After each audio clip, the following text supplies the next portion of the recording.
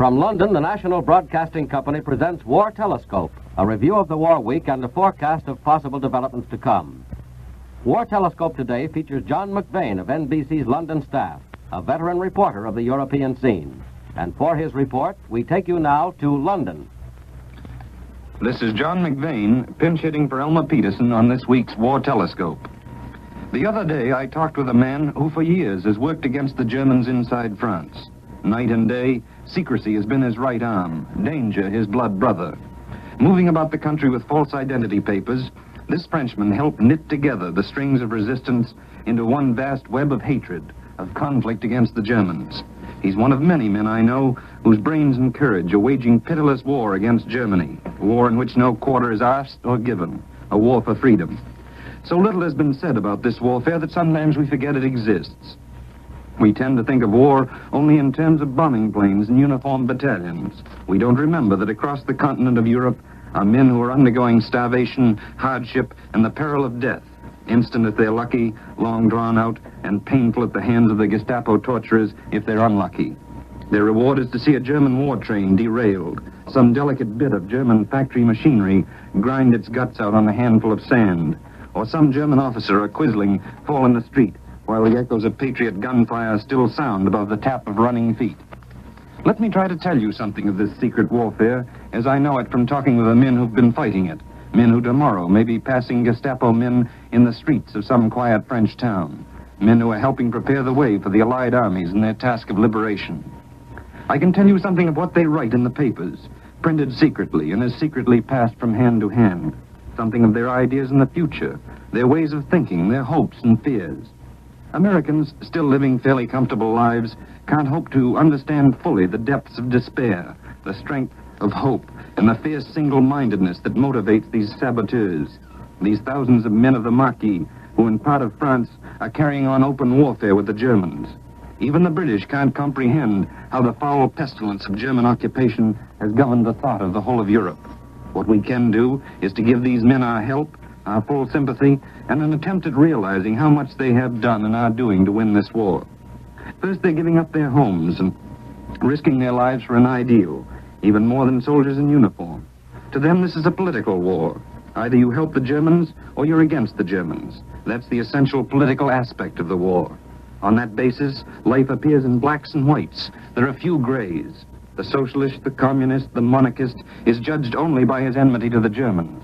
The Darlons, the Lavals, the Petins, and the Puchers, men who in peacetime party and program would be widely separated, are lumped together now as equals. They help the Germans, they must pay the penalty. On the side of the patriots, there is wide agreement. Conservative right-wingers who've given up home and fortune to devote themselves to freeing their country think like and work with the men of the left, the disinherited who have only their chains to lose. After the war, there'll be a return to party politics. Men are bound to disagree on the best road into the future. But for the time being, the union of effort is complete.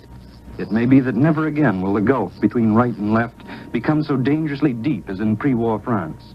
Men who've shared such dangers together can never again look on one another entirely as strangers. The great gulf will lie between those in France who actively helped the Germans and those who took the straighter path. There'll be little patience with the big industrialists who made money out of the German occupation, or the little functionaries who helped organize and staff the Vichy puppet state that worked for Germany. The Frenchman I was talking with the other day said the saboteurs may frighten those who look on the people as a dangerous and turbulent animal. The rest of us need not worry. Europe will purge itself of its traitors, and we may find new ideas, new methods, spread like wildfire across the continent. But the result should be a healthier and saner Europe in the world framework. The spirit of no compromise with the Germans or their French henchmen is a strong one. You've heard that the resistance groups are demanding the punishment of Monsieur Pucher, former Minister of the Interior under Petain and now a prisoner in North Africa. If you were to read the underground papers smuggled out of France, you'd realize that most of them demand that Pucher answer for his misdeeds. One paper, La Vie Ouvrière, says, for example, on October 22nd, 1941, at Chateaubriand, 27 hostages were assassinated by the Boche. The list was drawn up by Pucher. The next day, 50 hostages were shot at Bordeaux. The same men picked them out, and the composition was the same: workers, communists, and trade union men. Toward the Germans, the attitude of the French resistance is no less clear. The hatred that Germany has brought to most of Europe is a lasting and bitter feeling.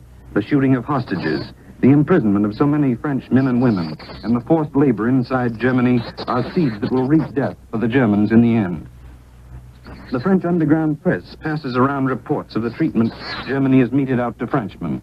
For instance, in the secret paper Liberation, you can read an account of the German camp of slow execution at Auschwitz in Upper Silesia, where 10,000 French men and women are waiting for death. Living on only a little soup and bread, says Liberation, the French are being used in construction work 14 hours a day. 3 toilets must do for 1,500 internees. Clothing can never be changed. Prisoners living in foul conditions have lost from 40 to 50 pounds apiece. Among the women are 26 widows of French hostages shot by the Germans. Knowledge of these things bites deep into the French soul and strengthens the men who strike silently at night against the German grip on France. From one communique of the French resistance organization that relates to only one section of the country, let me give you a few examples of the work that goes on night and day. French resistance blew up a railroad bridge at Pau, stopped traffic for 15 hours. At Lourdes, 6 freight cars of iron ore were blown into the river and the line broken for 8 days. At Saint-Étienne, a locomotive was blown up on the turntable. A locomotive and 17 freight cars were destroyed at Pierre on the Chalon-Dole line. At Lyon, a hotel requisitioned by the Germans was attacked. The hotel was so badly damaged that the Germans evacuated it. 1 German was killed and several wounded. At Toulouse, 2 German soldiers were killed.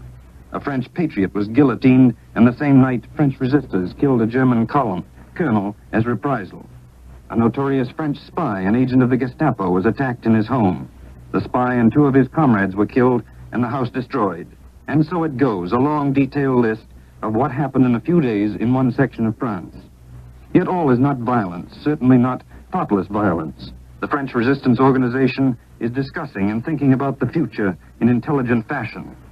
The study committee of the resistance groups is putting out political monographs that are worth serious consideration by political students. In political thought, the change in France has been profound. In the first shock of the German victory, the idea of democracy in the Republic lowered greatly in value. Then, as the French beheld the meanness, the inefficiency, and the spiritual poverty of fascism, both the German and the Pétain variety, democracy recovered. The same change was apparent in the fighting French who were carrying on France's fight outside the country. Within, the entire resistance movement is now sure that whatever France emerges will be a Republican and democratic France, purged of the faults of the Third Republic. There's one factor that will be important in all post-war European political thought, the menace of Germany. For nearly 4 years, the Germans have kept millions of Frenchmen, Poles, Belgians, and all the rest prisoners. They're men who in ordinary circumstances would be the fathers of a new generation. Although reliable statistics are lacking, it's known that the birth rate in all these occupied countries has fallen greatly. The people of the occupied countries feel that the Germans are embarking on a methodical plan to thin out the neighboring countries so Germany can infiltrate and populate them with colonies of Germans. Allied statesmen have talked about giving Germany equal treatment and an equal share of the world's goods. In the occupied countries, such talk is political dynamite. If Britain and America should make the mistake of sending food and goods into conquered Germany before the Allied countries have sufficient, we'll engender a bitterness that will have serious political reflections. I've talked about the underground war and some of the political issues of Europe. Now I want to talk about another kind of war, an open war in the air. With me are 2 American fighter pilots, the highest scoring aces in the American Air Force over here. Men of the underground movement in France have seen their Thunderbolt fighters streaking high over France many times in these last few months. Until day before yesterday, Captain Walker Mahurin of Fort Wayne, Indiana, was the highest scoring American fighter pilot in Britain. He got 1 German that day, but his friend, Major Walter Beckham of Defuniak Springs, Florida, shot down 2 to even the score. Each of these 8th Air Force pilots now claims 16 German planes destroyed. Both have been decorated with the Silver Star and the Distinguished Flying Cross with bars. Mahurin also wears the Distinguished Service Cross. Is there any special tactic or any secret in getting such a high number of those German planes, Captain Mahurin? I don't think so. The main thing is thinking, sizing up a situation. It depends, too, on what you're going to try for. Before you leave your field, you can make up your mind whether you're going to look for fights when you're not with the bombers. That is, whether you're going to keep pushing.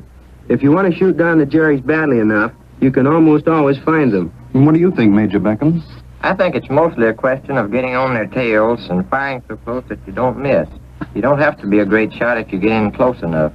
Did you two officers know each other at home? No, we met over here. One of the first times was when we both went to Buckingham Palace to have tea with the King and Queen. That's pretty interesting. How did you like it? Swell. Use any superlative you like about that. The Queen has a smile that says, "Come on right in and put your feet up on the chairs." I know there's a good deal of rivalry between you two pilots. Do you work together?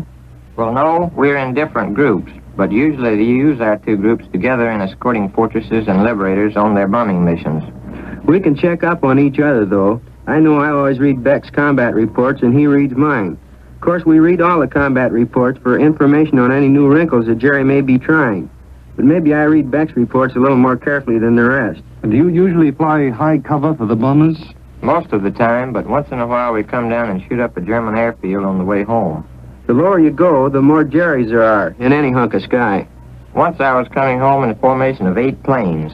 We dove on a German airfield and shot up a plane on the ground and the buildings. And those airfields are usually stiff with anti-aircraft guns, aren't they? Did you get shot up? Don't forget we were diving on the field at something like 500 miles an hour. They were shooting at us all the time, but we went right low across the field. When we got back, we found that not one plane had a bullet hole in it. And what was your most outstanding scrap, your best day? October the 10th was a big day for both of us. We got 3 Jerrys apiece. I think I had the easiest job because I found a bunch of German two-engine planes flying in formation and shooting rockets at our bombers. They looked like sitting ducks. My flight attacked them. The first one we went for rolled and broke away with the rest of my flight after him. I had the others to myself. I got one after another. They didn't seem to realize anything was happening until I'd gotten the first 2. I found 6 or 8 German twin-engine planes shooting at one lone Ford. I got 2. The third was one of a pair. I shot all my ammunition at him. The other began shooting at me. I turned toward him, and he ran. He didn't know I was out of ammunition. Then I saw 8 or 10 single-engine planes behind me, and I ran for home. You've flown 71 missions, Captain Mahurin, and you've been over the continent 50 times, Major Beckham. How do you find experience as a teacher? My group has a total of 210 German planes. In that October the 10th fight, we got 26, the highest score for any group in this theater in a single day. Experience does count a lot. Your first few missions are always the most dangerous because you don't know what to expect or what is happening. It's sort of like walking into a crowded room. Then you get it all sorted out. About the only time we ever lose an old sport is when he gets overeager. But most of the time we are careful. We don't want to lose good men and planes. The Germans and ourselves are always trying new tactics. Occasionally we lose a man who hasn't flown for a few weeks and he tries to repeat the same maneuver that got him a Jerry the last time. The difference is the Germans have learned a new trick or two in the meantime. Have either of you had to bail out? It's all yours, Walker. Uh-oh. I collided with one of our own B-24 bombers. It knocked off my tail, and I knocked off 2 of his propellers. He landed, but I came down by parachute. I saw the crew a week later. They thought it was very funny. It doesn't sound so funny to me, but you never can tell about a sense of humor. Anyway, thank you, Major Beckham, and thank you, Captain Mahurin. Good luck to you both, and good hunting. This is John McVane saying goodbye for this week from London. You have been listening to War Telescope, a report on the war as seen from London by John McVane, NBC's veteran observer in the British capital. This program is presented each Saturday at this same time. And here is a bulletin from Moscow. Premier Joseph Stalin announced tonight, in an order of the day, that the Russians have captured the Polish cities of Lutsk and Rovno. The Germans admitted their fall on Thursday. This is the National Broadcasting Company.